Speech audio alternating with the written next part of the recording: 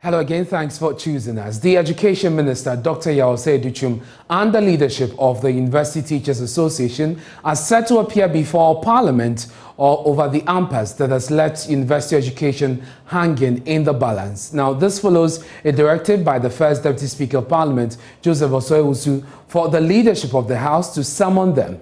The Deputy Speaker says the Minister ought to brief the House on steps being taken by government to address the impasse. He spoke after the Adenta MP Mohammed Adamu Ramadan requested that Parliament invite the Minister over the stalemate. Here excerpts. He and I know, and that's Honorable Ramadan.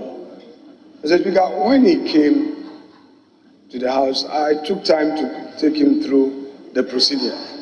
And he knows that if he's genuinely concerned, he should file a question. If you want to know about some of these things, or go through your committee chair, the committee can engage the minister. What committee do you serve on? Yes. Honorable Leader, the leadership can also yes, Mr. Speaker, yes. For the minister yes. to address Mr. Speaker, that is correct. Mr. Speaker, I taught him a lot of the rules. He is not applying them correctly.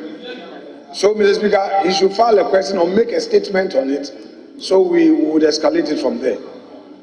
But would the leadership consider? But Mr. Speaker, I can. This is not addressed at you. Mr. Speaker, it appears that his application is finding favor.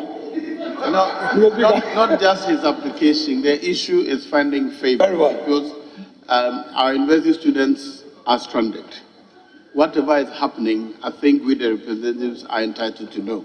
So it may be appropriate for us to program for the minister to address the House so we can share whatever our own opinion and other views. Mr. Speaker, I'm guided.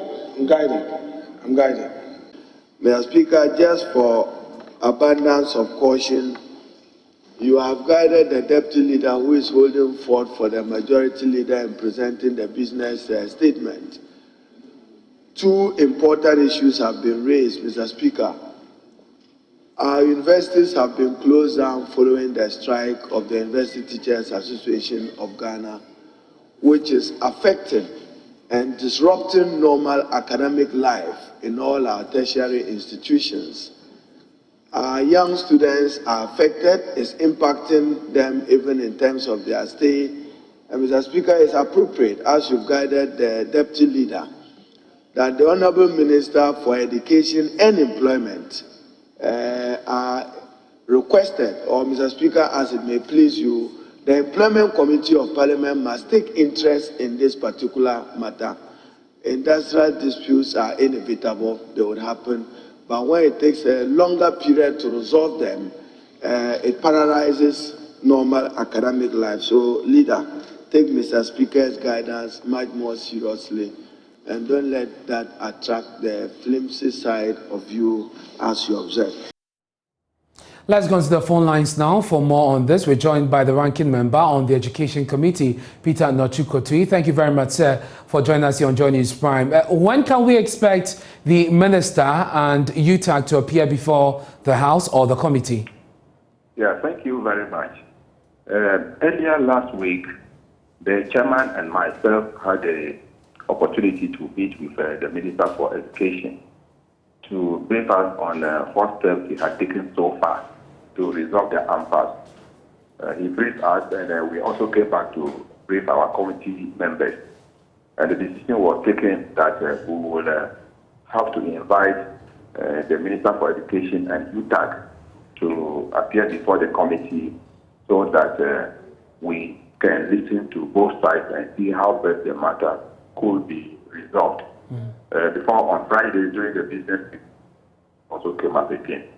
So the chairman and myself instructed the committee to write to UTAG and the minister to appear before the committee on Thursday, 9 a.m. This week.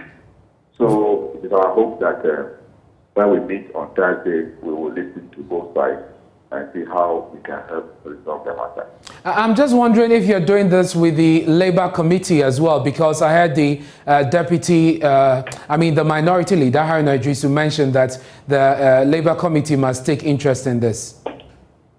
Yes, we are also thinking of inviting the Minister for Employment and Labour Relations so that we can, probably it's also part of the resolution of the impasse. So it is part of our plan also that he should also attend the meeting on a Thursday.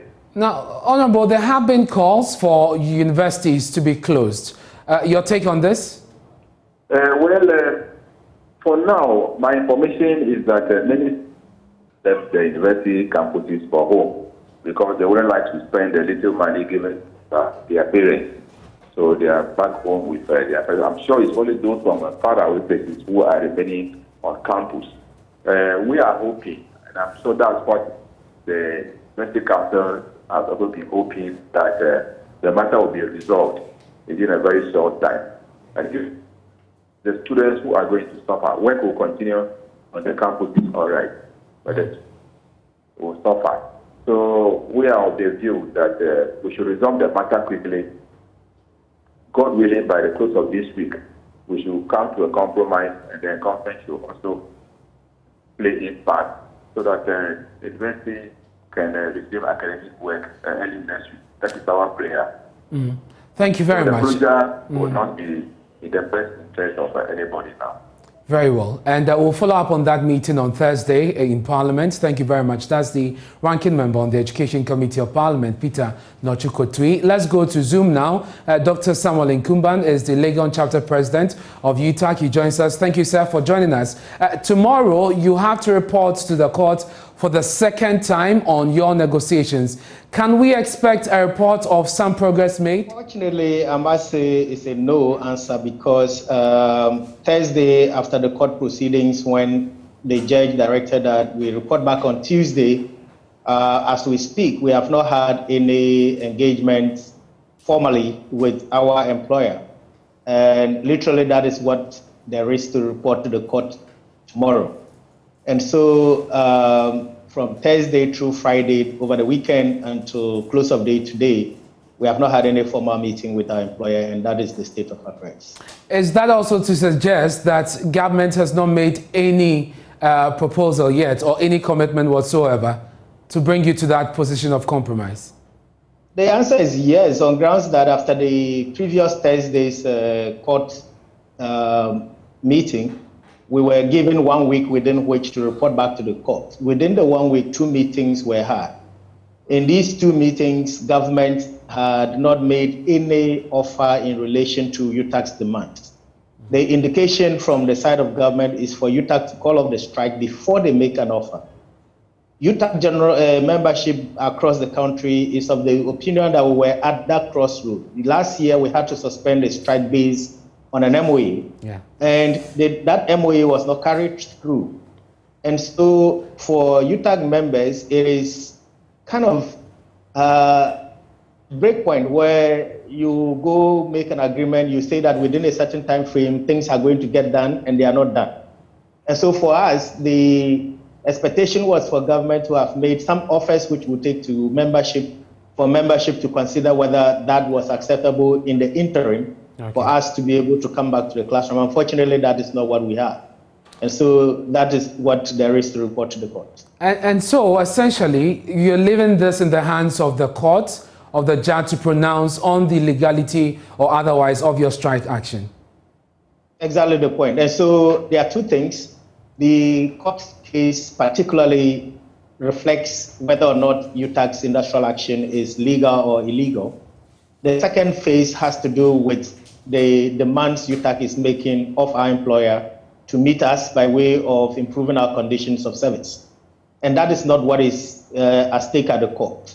And so depending on the determination of the court, on the basis of the legality or otherwise, then of course we would take it from there and engage the other substantive matters regarding our conditions of service.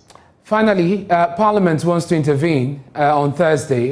We understand that the clerk has been instructed to write to you. Are you ready for this intervention and to meet with them? Well, UTAG has been magnanimous, and we've never refused to attend any meeting, except, of course, the ones that we thought were not appropriately called, so to speak. And so we have been at every single meeting called by our employer to try to resolve this matter.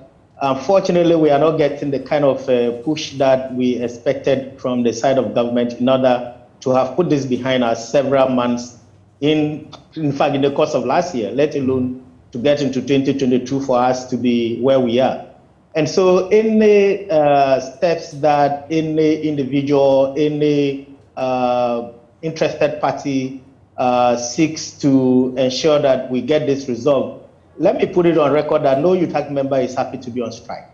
Reality is that we've gotten to that breakpoint where this is the option we feel is the way to let the public and to let Ghanaians know that tertiary education requires attention. Dr. Nkumba, I'm grateful that you could join us here on Joy News Prime. That's the Legon Chapter President of UTAG.